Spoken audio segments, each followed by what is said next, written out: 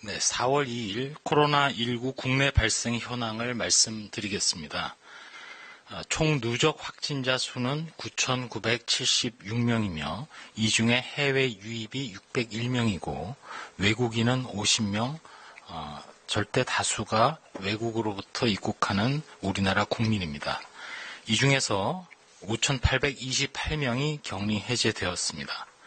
신규 확진자는 89명이고 격리 해제는 261명이 증가해서 전체적으로 격리 중 환자는 감소하였습니다.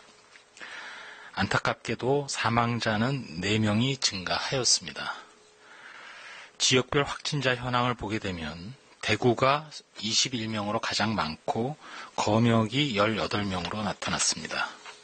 전국적으로 83.3%가 집단 발생과 연관성을 확인하였습니다.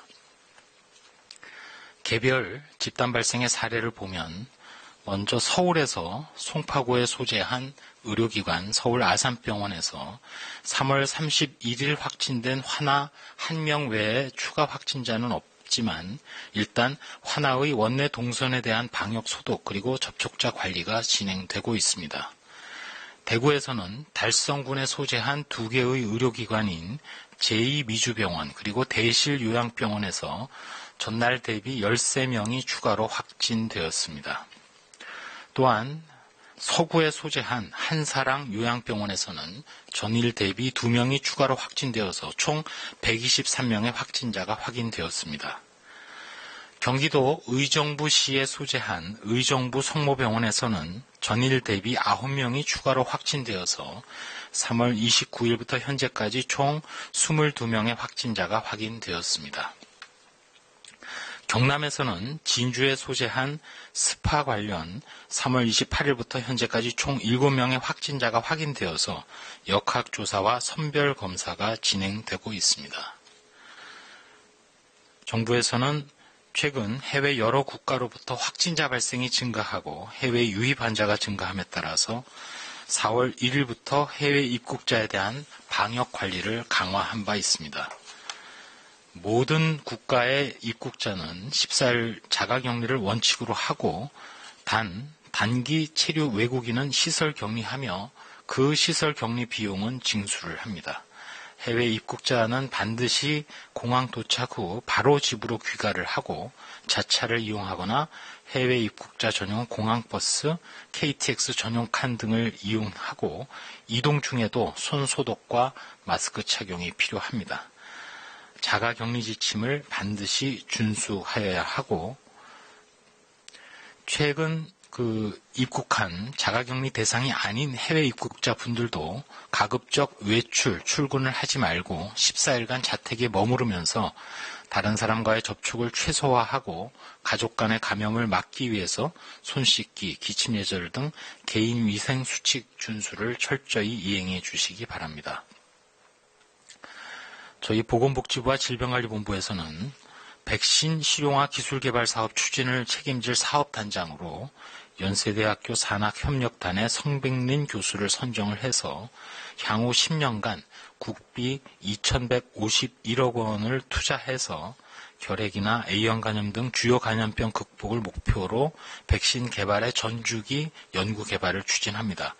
특별히 현재 긴급 대응으로 수행 중인 코로나19 백신 후보 물질의 개발 연구의 성과를 이어받아서 코로나19 백신 개발에도 적극 지원할 예정으로 있습니다. 또한 이번에 추경을 통해서 확보한 예산에 대해서도 코로나19 치료제 현장 적용을 위한 임상 연구도 진행을 하고 있습니다.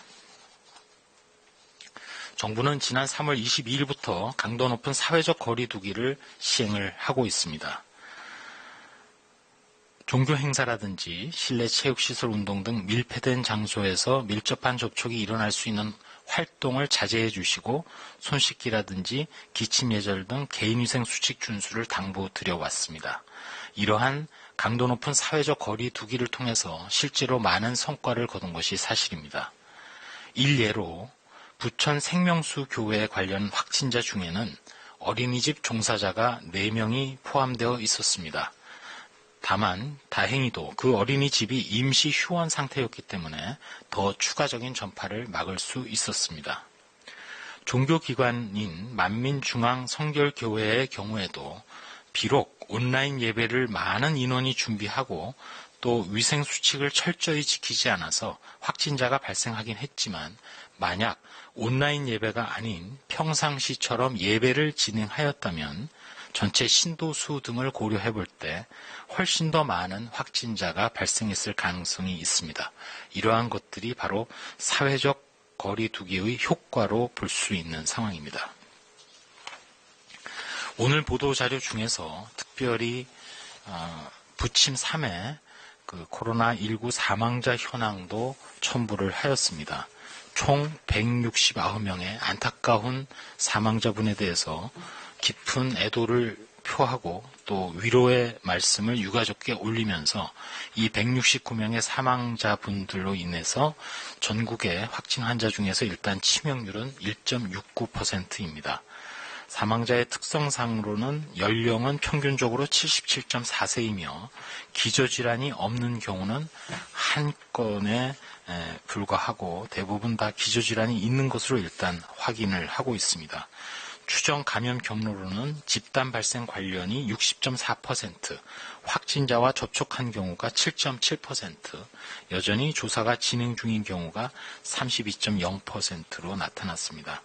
기저질환 중에서는 심혈관 질환 등 순환기계 질환이 가장 많고 이어서 당뇨병 등 내분기계 질환, 또 치매를 포함해서 정신질환도 39.1%로 나타났습니다. 이상 발생 상황 그리고 사망자 현황 등에 대해서 설명드렸습니다. 이상입니다. 네, 지금부터 질의응답 시간 갖도록 하겠습니다.